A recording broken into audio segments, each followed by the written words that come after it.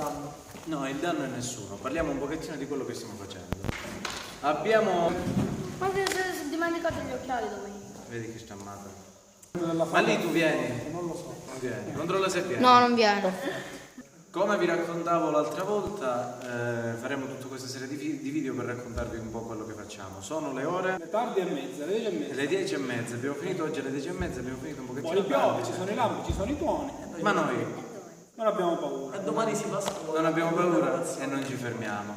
Oggi abbiamo perso tempo perché abbiamo provato il primo atto e abbiamo già iniziato a metterci sulla scena. Abbiamo spiegato ai ragazzi, soprattutto quelli nuovi, la controscena, l'importanza di stare sul palco anche quando non si dicono le battute. Nuove avventure, diciamo, anche per chi non ha mai recitato.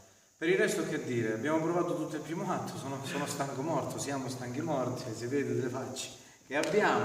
Domani proveremo il terzo atto, che altro c'è da dire? Se siamo vivi. Se siamo vivi, se non cade, perché comunque questo tempo. Se le tasse non ci uccidono. Se le tasse, soprattutto. Avete visto? Hai visto che Avete visto? si è illuminata la finestra a giorno? Degli effetti speciali. Abbiamo un tecnico di effetti speciali.